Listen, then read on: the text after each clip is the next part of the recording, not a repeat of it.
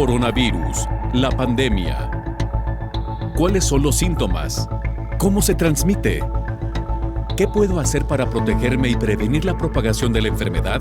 Nuevo padecimiento que ha encendido las alarmas de los sistemas de salud. Coronavirus, la pandemia.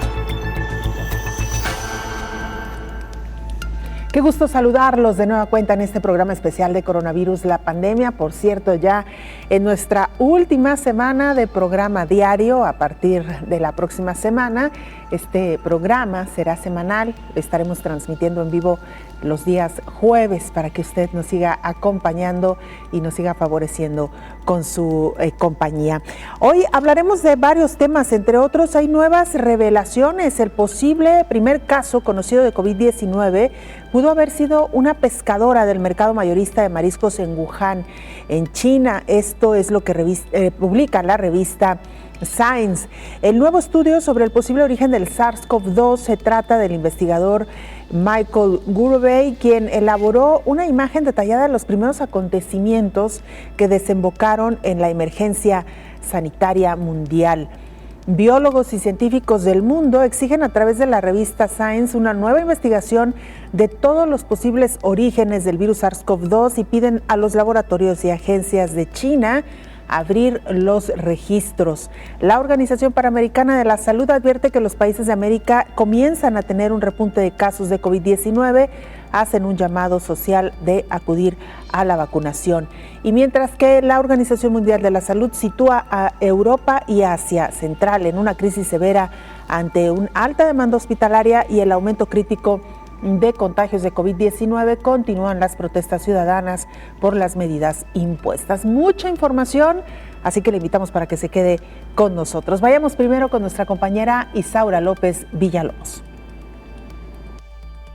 La salud y el medio ambiente ha sido un binomio que en los últimos años ha desencadenado una serie de virus, bacterias y hongos que han puesto en crisis al mundo. El virus SARS-CoV-2 llegó violentamente y arrebató sin avisar la cotidianidad que se vivía en diciembre de 2019. Aunque se han registrado algunas epidemias de manera dispersa por el planeta, durante el siglo XXI nadie estaba preparado para enfrentar una pandemia prolongada como la COVID-19 y con graves repercusiones y efectos directos o indirectos en lo social, económico, político y cultural. A 2 años de los primeros casos que surgieron en Wuhan, China, sigue siendo un enigma sobre el origen del virus SARS-CoV-2, aunque la Organización Mundial de la Salud ha establecido un equipo internacional de investigadores, el planeta no tiene una respuesta científica. China, a la fecha, no ha compartido datos en forma más extensa. Esto ha ocasionado que la pandemia se mantenga con una serie de mutaciones, ocasionando dolores de cabeza a las naciones. A un mes de que concluya otro año de la pandemia, la OMS sigue impulsando la investigación sobre el origen de la COVID-19 ante la advertencia de que podría registrarse una afectación mayor. Ha pasado también un mes de que se amplió el grupo consultivo científico sobre los orígenes de los nuevos agentes patógenos llamados SAGO. Aún no hay respuesta. Sin embargo, comienza a haber publicaciones en revistas internacionales de que probablemente el primer caso confirmado de COVID-19 fue de una pescadera del mercado de Wuhan. Y científicos del mundo exigen que se investigue a fondo el origen del SARS-CoV-2. A 36 días de que concluya el año 2021, los países europeos se enfrentan a una crisis sanitaria preocupante con la advertencia de que se refleje en otras naciones de América Latina, mientras que la incógnita mundial sigue siendo si el virus SARS-CoV-2 salió de un laboratorio o es de origen animal. Informó Isaura López Villalobos. Estaremos hablando mucho más de este tema, por supuesto, cuando nos acercamos al aniversario de no solamente del registro del primer caso de COVID-19, que ya lo comentábamos hace algunos días, sino también cómo fue evolucionando esta enfermedad a lo largo, pues, de los meses ya casi 2 años. Vamos ahora con nuestra compañera Verónica López. Ella es corresponsal de la agencia EFE, está en Ginebra, Suiza, pendiente del informe de la Organización Mundial de la Salud y desde ahí nos lo presenta. ¿Cómo estás, Verónica? Te saludamos. Adelante con el reporte. Hola, ¿qué tal? Buenos días, Belén. Buenos días a todo el auditorio de Canal 44. El SARS-CoV-2, responsable de la COVID-19, suma ya más de 5,1 millones de fallecidos y más de 258 millones de infectados. Ahora el epicentro de la pandemia está en Europa, donde se concentran 2/3 de los casos. A pesar de la vacunación, se disparan los contagios y en algunos países aumenta rápidamente la presión asistencial. La Organización Mundial de la Salud atribuye esta ola en el viejo continente a la falsa sensación de seguridad que han producido las vacunas. Su director general, Tedros Adhanom Ghebreyesus, ha insistido en que las vacunas salvan vidas, pero no evitan por completo la transmisión. Es así, especialmente desde que predomina la variante Delta, más contagiosa que las anteriores. Está presente ya en un 99% de los casos mundiales y ha provocado que la tasa de reducción de los contagios con las vacunas haya bajado del 60 al 40%. Aún así, las vacunas siguen protegiendo en torno al 80% frente a la gravedad. Es decir, con la vacuna hay un menor riesgo de contraer formas graves de la enfermedad o de fallecer, pero sigue habiendo peligro de infectarse o de infectar a otros. La OMS insiste en que se deben seguir tomando precauciones como llevar mascarilla, mantener la distancia, evitar las muchedumbres o reunirse en lugares ventilados.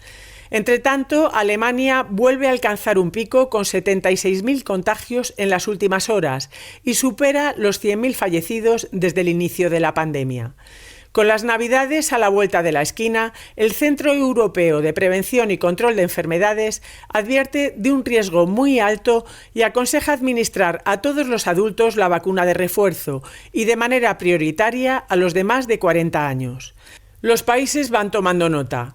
Francia, que de momento solo la administra a mayores de 65 y personas inmunodeprimidas, se plantea extenderla a toda la población. También España abre la puerta a poner terceras dosis a partir de 40. Reportó desde Europa Verónica López para el programa Coronavirus, la pandemia. Bueno, pues ya escuchó usted este informe de la Organización Mundial de la Salud, haciendo ya un análisis muy preciso del impacto que han tenido las vacunas en el mundo al reducir de 60 a 40% la posibilidad de contagio o de transmisión del virus. Estamos hablando evidentemente entre las personas que ya se han vacunado, en general en las comunidades, porque bueno, aunque hay algunas personas que no se han vacunado, las que ya lo hicieron ayudan de alguna manera a hacer una barrera con este virus. Alerta el Centro Europeo para la Prevención y Control de Enfermedades que habrá una carga alta de COVID entre diciembre del 2021 y enero del próximo año. La directora del Centro Europeo para la Prevención y el Control de Enfermedades, Andrea Ammon, informó que los escenarios indican que la carga potencial de enfermedad con la variante Delta será muy alta en diciembre y enero, a menos que se apliquen ahora medidas de salud pública en combinación con esfuerzos continuos para aumentar la aplicación de vacunas. Todavía hay grupos de edad en los que la cobertura sigue siendo inferior a la deseada, incluso en países que han logrado una buena cobertura general de vacunación.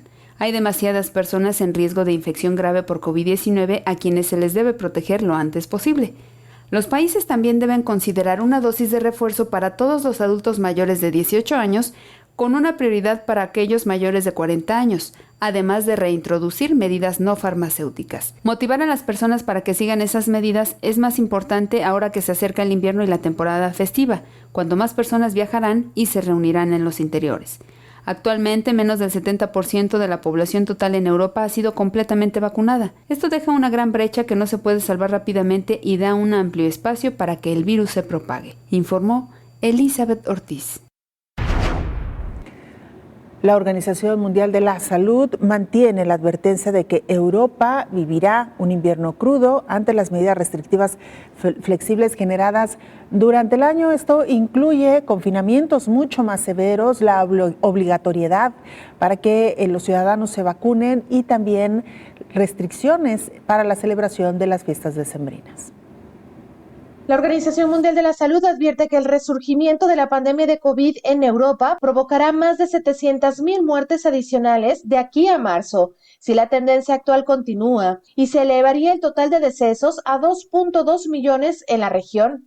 Según explicó la OMS, se espera que los servicios de cuidados intensivos se vean bajo presión alta o extrema en 49 de los 53 países que componen la región europea de aquí al 1 de marzo de 2022, y los muertos acumulados contabilizados superarán los 2.2 millones hasta la primavera.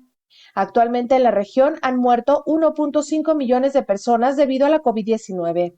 Para la OMS, el aumento de los casos se explica por la combinación de 3 factores importantes: la virulencia de la variante Delta, muy contagiosa, la vacunación insuficiente y una flexibilización de las restricciones sanitarias. Según cifras oficiales, las muertes vinculadas al coronavirus se han duplicado desde finales de septiembre y pasaron de 2.100 al día a cerca de 4.200 en promedio en la región de Europa. Advirtió la OMS que la situación en Europa y Asia Central es muy seria, ya que se enfrentan a un invierno lleno de desafíos. Según la Organización Mundial de la Salud, el uso de la mascarilla reduce en un 53% la incidencia de la enfermedad.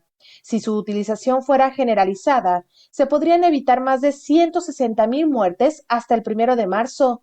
Según la OMS, que recomendó también una dosis de refuerzo de la vacuna anti-COVID para aumentar su eficacia, informó Rocío López Fonseca. Europa es hasta ahora de los pocos continentes o el único continente donde los casos de COVID-19 están creciendo de manera desmesurada, están en riesgo muy alto para las próximas semanas. La pandemia sigue fuera de control en la República Checa, que va de récord en récord.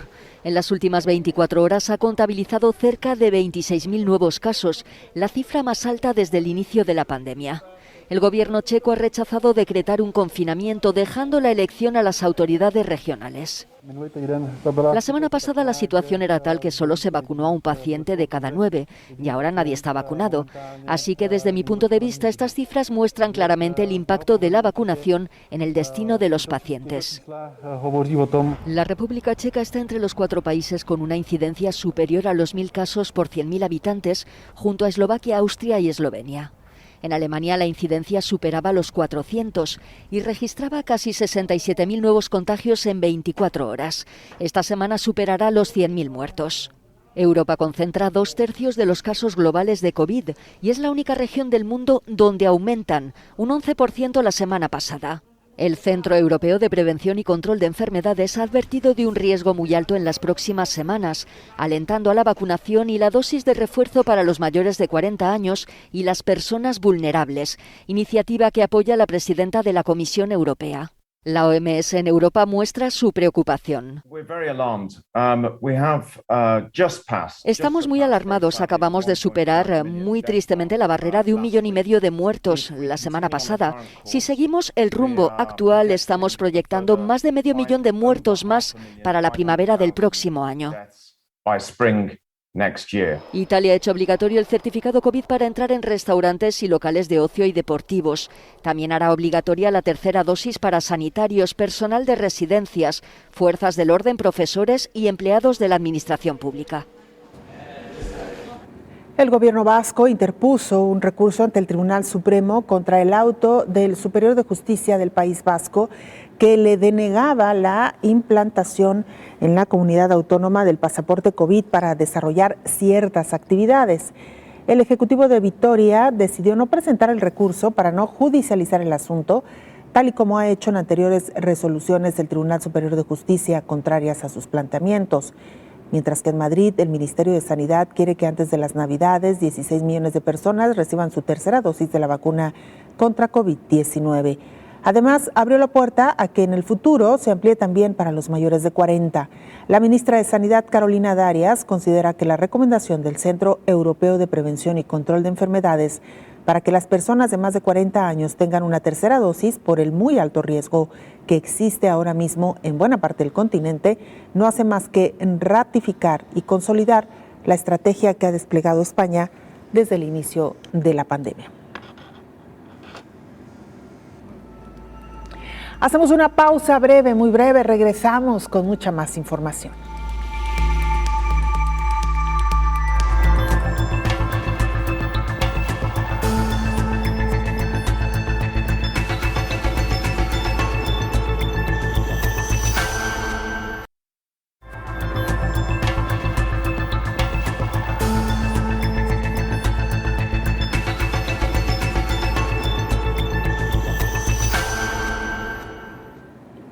También en el continente americano se registran ya algunos incrementos en el número de casos de COVID-19. Primero fue Europa y ahora los casos de COVID están aumentando en América. La semana pasada el repunte fue del 23%, advirtió la directora de la Organización Panamericana de la Salud, Carissa Etienne. En la última semana observamos un salto de 23% en el número de nuevos casos en nuestra región. Hubo 880.583 nuevas infecciones por COVID y más de 15.000 muertes relacionadas con COVID en las Américas en esta última semana. La mayoría de los casos nuevos tuvieron lugar en Norteamérica, donde tanto Estados Unidos como Canadá registran un aumento en las tasas de incidencia de COVID. Por ello recomendó vacunarse ante la cercanía de los festejos de fin de año, mantener reuniones pequeñas, usar mascarillas y promover un distanciamiento físico en interiores. Durante las últimas semanas, muchos países europeos han informado de un número récord de nuevos casos a pesar de la alta cobertura de vacunación. La relajación de las medidas de salud pública combinada con focos de personas no vacunadas ha creado el entorno perfecto para que el virus se propague, dijo Etienne. Lo que sucede en Europa es una llamada de atención para América, añadió. Aunque poco más de las personas en América Latina y el Caribe están ahora completamente vacunadas contra COVID, 19 países todavía no han alcanzado la meta de la OMS de una cobertura de vacunación del 40% para finales de este 2021. A pesar de esto, se están levantando las medidas preventivas, incluso en áreas densamente pobladas. Hasta la fecha se han administrado más de 1.300 millones de dosis de vacuna COVID en la región, informó Elizabeth Ortiz. Chile detecta 1.937 casos de COVID-19 con leve disminución en una semana. El Ministerio de Salud de Chile informó una disminución de nuevos casos de COVID-19 respecto de la semana pasada, con 1.937 contagios reportados a nivel nacional y una baja en 7 regiones respecto de los últimos 7 días. Según MinSal, Valparaíso, Los Lagos, Coquimbo y Aysén son las regiones con mayor índice de positividad, siendo esta última la que posee la incidencia más alta por cada 100.000 habitantes, mientras que a nivel nacional la positividad se sitúa en 3,1%. De acuerdo al Departamento de Estadísticas e Informaciones del Ministerio de Salud, en las últimas 24 horas fueron registrados 14 fallecidos producto del coronavirus, elevando el total de decesos confirmados a 38.175 personas. Desde el inicio de la pandemia en marzo de 2020, 1,7 millones de personas han sido diagnosticadas con la enfermedad, contándose al día de hoy 13.659 en etapa activa, es decir, con capacidad de diseminar el virus entre la población. Chile ha desplegado una de las estrategias de vacunación más exitosas del mundo, que alcanza al 90% de la población objetivo con el esquema completo de inmunización. Pese al aumento de casos registrado en octubre, el país goza todavía de amplias libertades y no hay ningún municipio en cuarentena total, y las fronteras se abrieron el pasado 1 de octubre. Con el objetivo de frenar la propagación del virus, a partir del próximo diciembre, se exigirá a todos los mayores de 55 años la tercera dosis para poder usar su carnet de vacunación, un pase gubernamental que permite eventos con mayores aforos y ser atendido en el interior de bares y restaurantes. Y en más información, la vacunación en México no es suficiente para enfrentar la nueva ola de contagios. Esto señala la Organización Panamericana de la Salud. Ahora que México dio a conocer que tiene un avance en la vacunación con una dosis anticovid del 85% de la población, en realidad no es suficiente para la ola que viene en el periodo de invierno. El fin de semana, el secretario de Salud en el país, Jorge Alcocer, reconoció indicios de una cuarta ola. Representantes de la Organización Panamericana de la Salud coinciden en que hay un leve repunte. En México se observa recientemente un leve repunte de casos y defunciones, principalmente en personas no vacunadas, y aun cuando el número de casos activos se estabilizó alrededor de 18.000 casos en las últimas 2 semanas, nosotros debemos tomar en cuenta que lo que ocurrió el año pasado en esta misma época en México. Este país está justo en el promedio de vacunación que alcanzó la región de América al llegar al 50% de su población con el esquema completo anticovid. Es necesario tener una vacunación e não somente uma dose. Eu vi na pergunta que habla de uma dose ou 2 doses como se fosse a mesma coisa. Não é assim. Para ter proteção, as pessoas têm que tomar as 2 doses para as vacinas que são vacinas de 2 doses. México ha hecho um esforço muito importante para vacinar sua população. México já está com 50% de toda a população com as 2 doses, ou seja, é uma cobertura vacunal importante, pero todavia não é suficiente para garantizar que o país não pueda ter outros brotes. Recientemente México aprobó la vacunación a jóvenes de 15 a 17 años sin comorbilidades, informó Elizabeth Ortiz.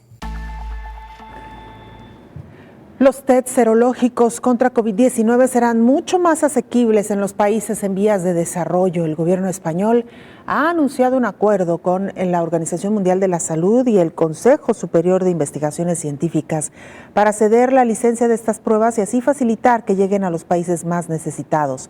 España lo cederá al Fondo de Patentes para Medicamentos de la OMS, según señalaba en un comunicado el propio Consejo Superior de Investigación Científica, una de las principales instituciones públicas de investigación de Europa. Es la primera licencia transparente global y no exclusiva para una herramienta sanitaria. El acuerdo significa que otros fabricantes podrán hacer las pruebas sin necesidad de comprar la licencia y lo que abaratará los costos y facilitará su producción.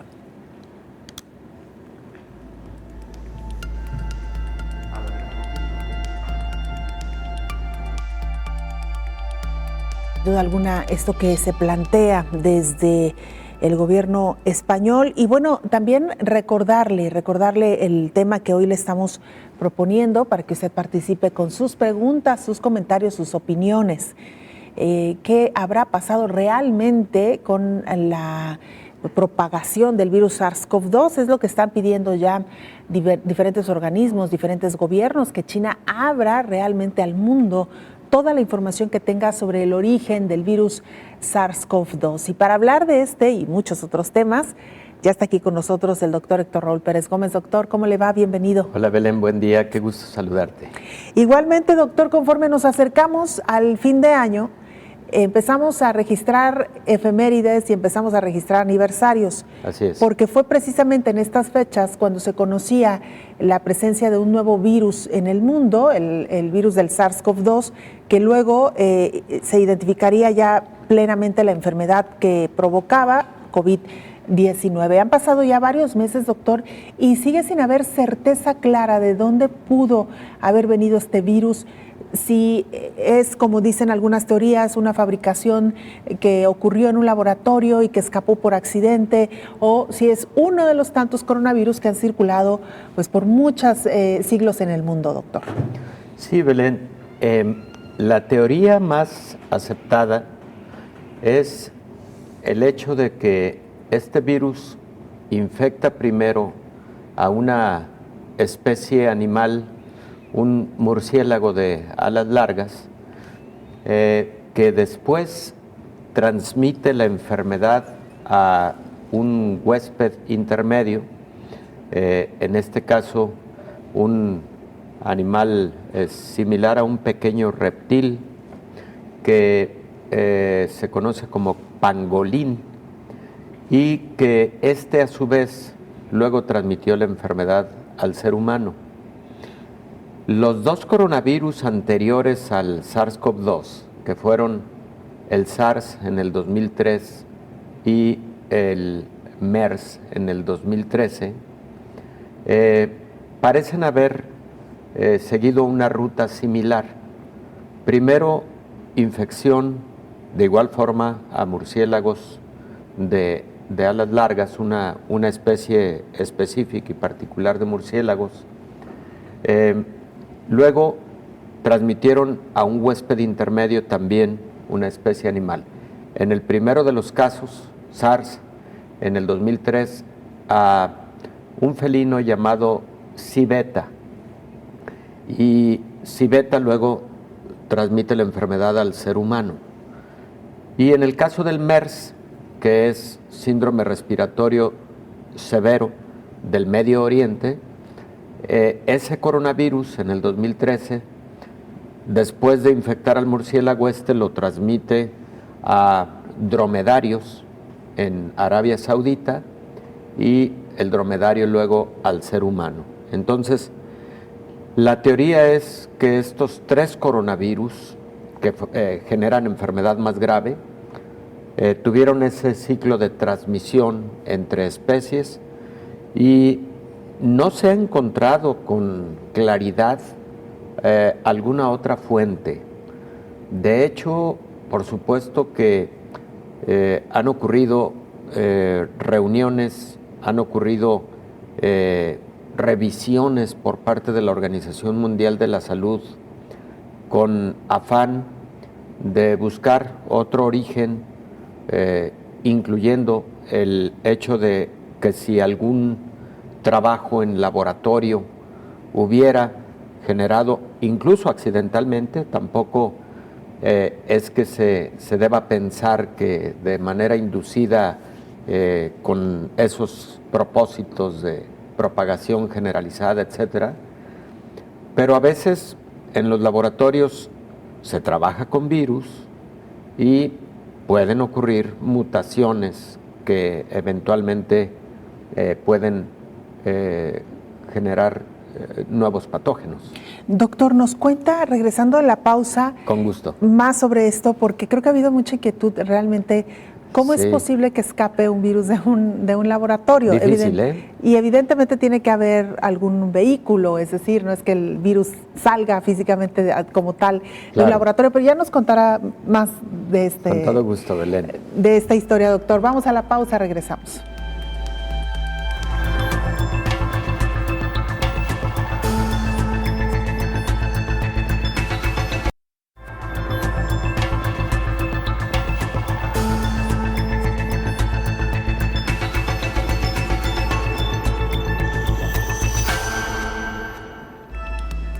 Una nueva investigación revela que el primer probable caso confirmado de COVID-19 fue de una pescadera del mercado de Wuhan. La revista Science publica un nuevo estudio sobre el posible origen del SARS-CoV-2. Se trata del investigador Michael Warberry, experto en evolución de virus de la Universidad de Arizona, Estados Unidos, quien ha revelado el posible primer caso conocido de COVID-19. Una pescadera del mercado mayorista de mariscos de Huanan, en Wuhan, China. En el texto se explica que al investigar los registros sanitarios y los datos genómicos y epidemiológicos de los primeros días de la COVID-19, el científico estadounidense elaboró una imagen detallada de los primeros acontecimientos que desembocaron en esta pandemia mundial.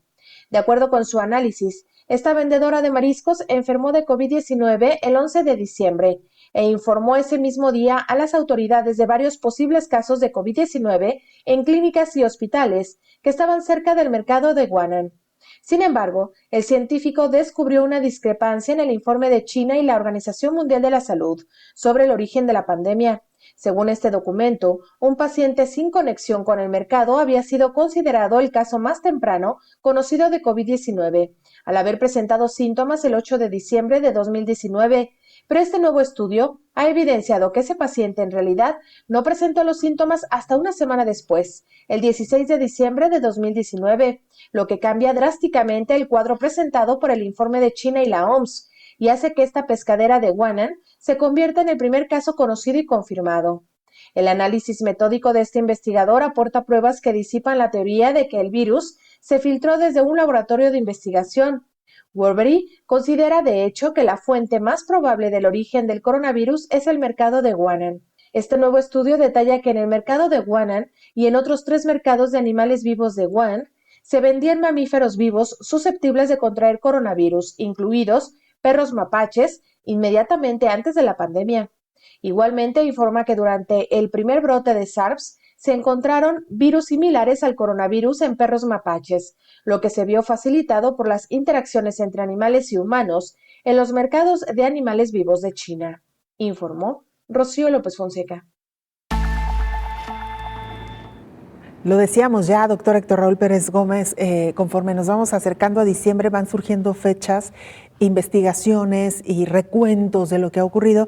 Qué interesante esta pieza de nuestra compañera Rocío, doctor. Sí, indudablemente. Una publicación muy significativa en Science que da evidencia de que los primeros casos fueron antes de la última semana de diciembre, como se pensaba al inicio, pero además existen algunas otras evidencias de que fue en el mes de noviembre cuando se presentó un caso hospitalizado grave con todas las características clínicas de COVID-19, en donde se descartaron otros patógenos respiratorios, múltiples patógenos respiratorios, y en el que la evidencia por imagen, tomográfica, etcétera, sugiere fuertemente que se trató de un caso de COVID grave. Luego, esta publicación de Science, de la que hace referencia Rocío, nos centra de nueva cuenta a el origen, digamos, de localización geográfica, que es la ciudad de Wuhan, y más específicamente el mercado de Huanan, que efectivamente son mercados en China en donde se venden especies vivas. Frecuentemente ahí mismo se sacrifican para el consumo. Recordarás que se habló mucho de que había consumo de carne de murciélago, platillos, etcétera.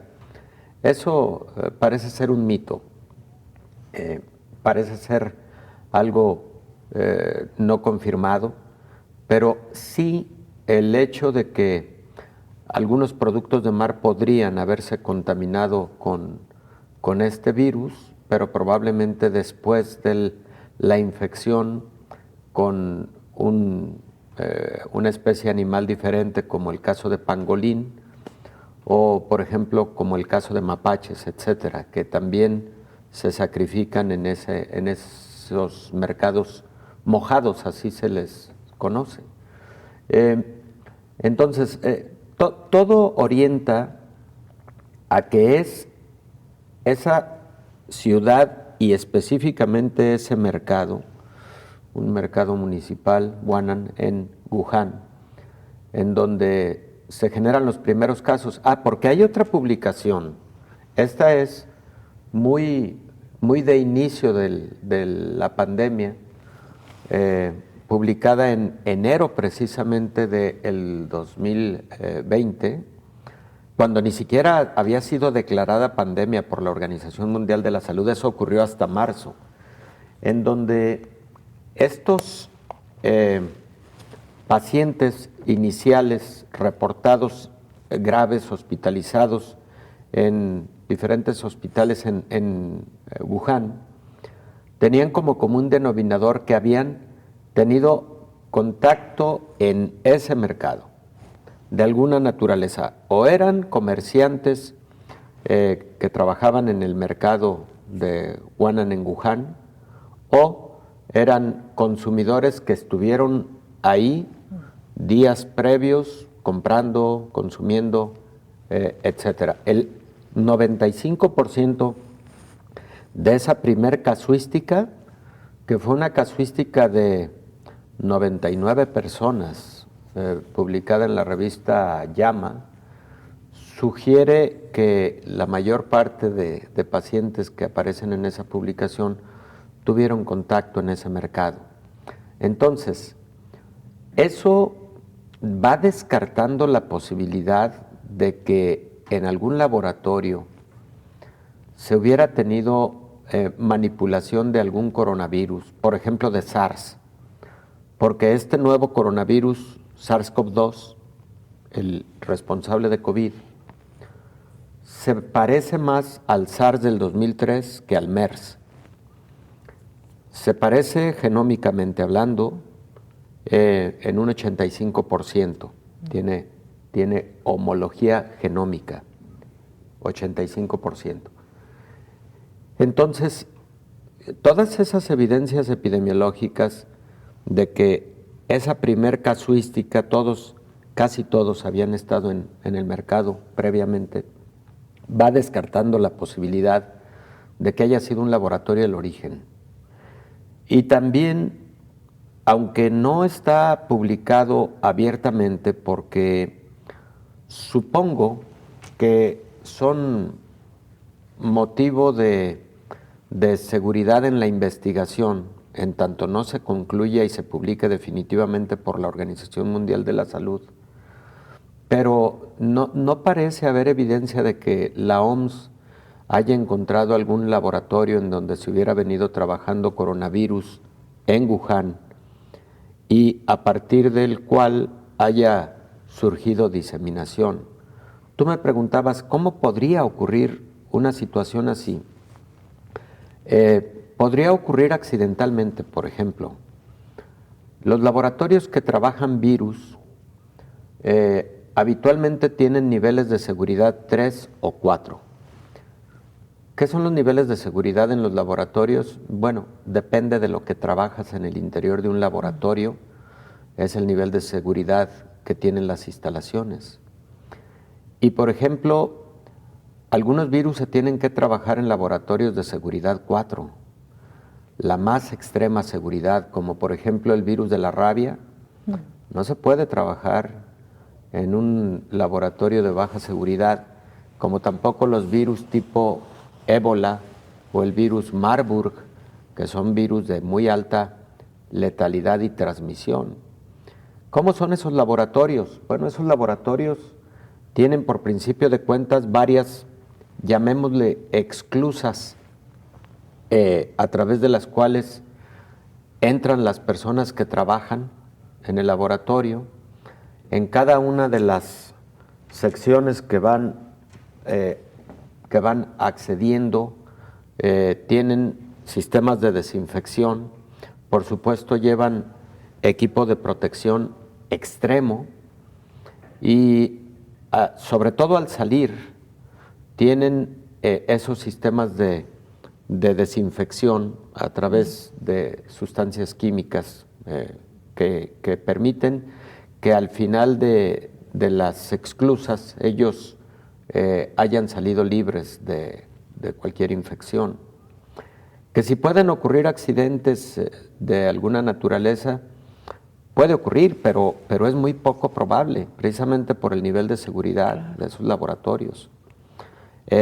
Si, por ejemplo, los médicos para protegernos cuando atendemos pacientes con COVID utilizamos cubrebocas de alta eficiencia o utilizamos todo lo que utilizamos de equipo de protección personal, no, en los laboratorios de esa naturaleza son equipos de más alta protección aún.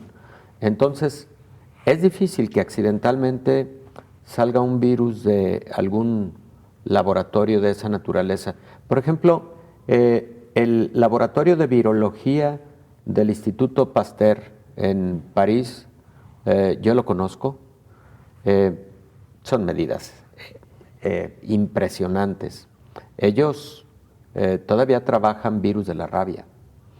Recordemos que desde Luis Pasteur en vida, una de sus líneas de investigación fue el virus de la rabia. Bueno, sí. Ese historial se mantiene en la actualidad en el Instituto Pasteur. Y al conocer este tipo de laboratorios dices, no, definitivamente de manera accidental no se sale nada de ahí. Y de igual manera, Belén, no hay evidencia de que de forma deliberada haya salido algo de algún laboratorio o se haya manipulado genéticamente algo en un laboratorio. No hay evidencia científica por el momento. Hasta el momento, doctor. Vamos a hacer una pausa, claro. Si nos lo permite, regresamos con mucho más.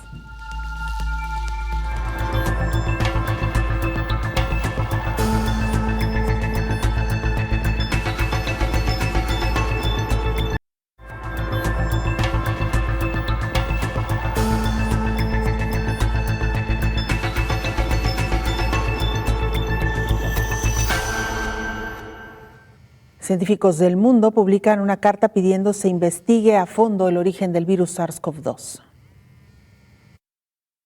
Destacados biólogos y científicos del mundo firmaron y publicaron este año una carta en la revista Science, en donde urgen en la necesidad de una nueva investigación de todos los posibles orígenes del coronavirus y piden a los laboratorios y agencias de China que abran sus registros al análisis independiente. El texto especifica que se debe tomar en serio la hipótesis sobre el origen del contagio tanto de forma natural como de laboratorio. La carta, coordinada por el microbiólogo de la Universidad de Stanford, Estados Unidos, David Relman, y el virólogo de la Universidad de Washington, Jess Blum, hace referencia al estudio sobre el origen de la COVID-19 realizado en conjunto por la Organización Mundial de la Salud y China, que concluyó que probablemente un virus de murciélago llegó a los humanos a través de un animal intermedio y que un accidente de laboratorio fue extremadamente improbable. Sin embargo, los autores de la mencionada carta explican que esa conclusión no está científicamente justificada, ya que no se ha encontrado ningún rastro de cómo el virus habría pasado por primera vez a los seres humanos, y advierten que la posibilidad de un paciente de laboratorio solo ha sido estudiada de forma superficial. Varios de los firmantes de la carta han reclamado un mayor escrutinio sobre la investigación de ganancia de función, en la que los virus son modificados genéticamente para volverlos más contagiosos o virulentos. Explican que también se estaban realizando experimentos para diseñar patógenos en el Instituto de Virología de Wuhan, en China, el principal centro de ese país para el estudio de virus de murciélagos similares al SARS-CoV-2. Algunos consideran el hecho de que la COVID-19 apareciera en la misma ciudad en la que se encuentra el laboratorio como evidencia circunstancial de que un accidente de laboratorio podría haber sido el culpable. Los científicos firmantes ya habían advertido de que la proliferación de miles de laboratorios de este tipo en todo el mundo es una gran preocupación, informó Rocío López Fonseca. Doctor Héctor Raúl Pérez Gómez, pues ahí de nueva cuenta la sugerencia, ¿no? La sospecha de si este virus pudo haber sido creado o liberado deliberadamente con fines, pues como se ha conocido ya en algunas ocasiones, con fines específicos para atacar o para desestabilizar, ¿no? Ciertas áreas, ciertos gobiernos incluso. Pero, ¿qué se sabe del bioterrorismo, doctor? ¿Existe realmente? Es decir, ¿hay casos que nos hagan referencia a él? Sí existe el bioterrorismo. Es probable que en la actualidad esté razonablemente controlado, pero históricamente ha existido el bioterrorismo. Belén, precisamente cuando surgió el SARS en el 2003, existió mucha investigación de nueva cuenta con respecto a bioterrorismo. Cuando se derriban las Torres Gemelas en el 11, ¿verdad? 2011. Sí. De igual manera, se vuelve a investigar el tema de bioterrorismo porque recordarás que poco después de la caída de las Torres Gemelas ocurrieron aparentes envíos a través del correo de sobres que contenían lo que parecían esporas de anthrax a algunas dependencias y funcionarios en los Estados Unidos. Y entonces se pensó que en seguimiento a lo que fue un acto terrorismo de derribar Torres Gemelas, luego venían otros actos terroristas en la modalidad de bioterrorismo. Perdón, doctor, lo de las torres, sí, 2001. Claro, 2001. Sí, estaba como haciendo cuentas, me quedó bailando claro. la fecha en la cabeza. Es sí, correcto, fue 2001. Sí, lo que ocurre es que con tantas fechas... Hace 20 años ya, doctor, ¿no? Sí, efectivamente. De hecho, se cumplieron 20 años en septiembre. Este año, ¿verdad? Sí. Qué cosa tan rápido, pero bueno, Así es. sí. Sí, perdón. Pero, ¿por qué volvió a estudiarse el tema de bioterrorismo en el 03 y por qué volvió a estudiarse en el 01?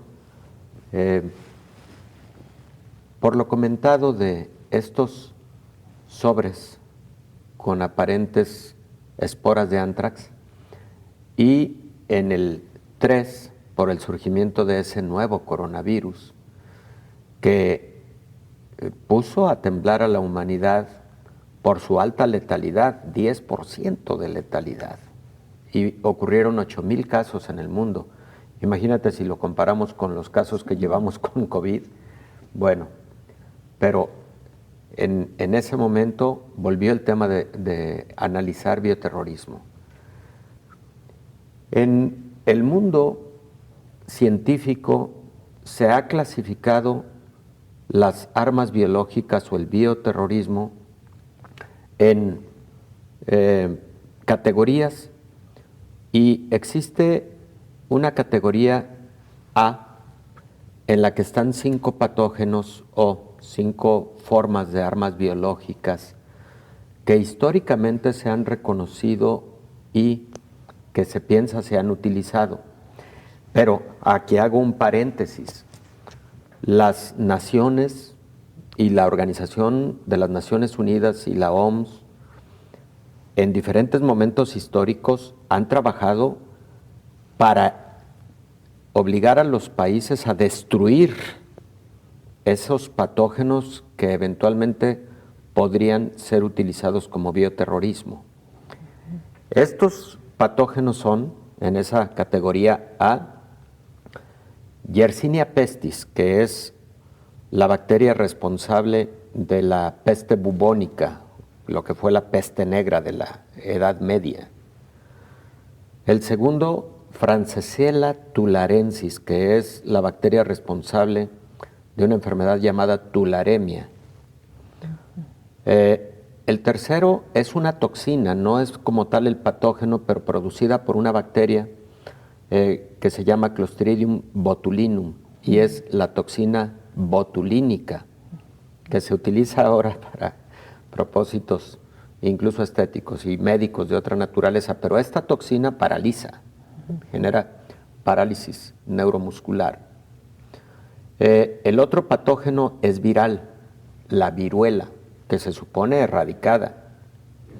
Y el otro patógeno es Bacillus anthracis, precisamente el de las esporas de anthrax que aparentemente fueron enviadas a través de sobres después del derribo de las Torres Gemelas a algunos funcionarios norteamericanos, ¿no?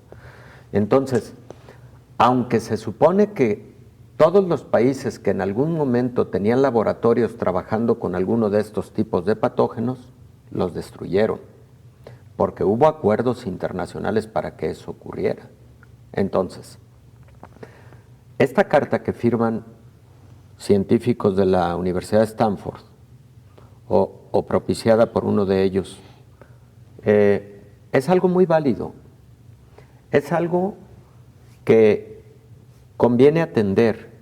Ellos siguen diciendo que se llegue al extremo de la investigación sobre esa posibilidad, porque es un asunto de seguridad mundial. Y todos los países deben ser visores de que los demás estén cumpliendo con los acuerdos de eliminación de riesgos, no deliberados, pero sí también de riesgos accidentales al trabajar con patógenos en laboratorios. Entonces, no hay indicios de que este virus haya salido de un laboratorio ni de manera accidental ni de manera deliberada. Pero lo que estos científicos dicen es, si no hay contundentemente hallazgos, creo que tampoco hay contundentemente hallazgos en contra de la posibilidad que se siga investigando, que lleguemos hasta el último momento de la investigación para descartarlo de manera absoluta. A mí me parece bien. Claro. A mí me parece bien. No con esto estoy diciendo que tenga la sospecha de que haya ocurrido accidentalmente o deliberadamente salida de un laboratorio de este SARS-CoV-2. Pero qué bueno que se llegara a la seguridad de que no fue así. Sería tranquilidad para todo el mundo y además para el futuro, ¿no? Porque luego también existen teorías.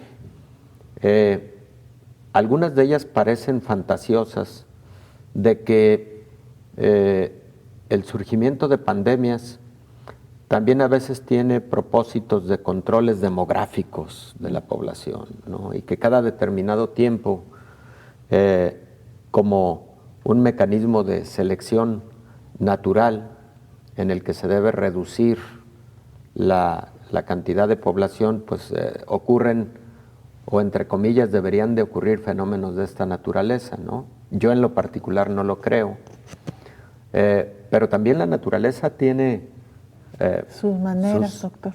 Su sabiduría, y sabemos que la naturaleza también va modificando cosas con propósitos de mantener equilibrios en los ecosistemas, ¿no? Por lo pronto me da la impresión que este virus SARS-CoV-2, doctor, continuando con esta idea que usted plantea, pues nos ha traído más consecuencias negativas, porque claro, el número de muertes ha sido alto, sí, muy alto, pero no para hablar como de una, digamos, una disminución importante de la población, pero por el contrario nos ha dejado pues una población enferma también, con muchas secuelas por esta enfermedad. En fin, mucho que hablar todavía, doctor. Muchas gracias por acompañarnos como siempre. No, al contrario, Belén, en lo personal no considero que haya surgido ni deliberadamente ni accidentalmente de un laboratorio. En lo personal sí considero que la teoría de infección de una especie animal, murciélago de alas largas, posteriormente pangolín y posteriormente ser humano, y ya de ser humano a ser humano es lo ocurrido. Gracias, doctor. Gracias, Belén. Nos vemos y nos escuchamos mañana.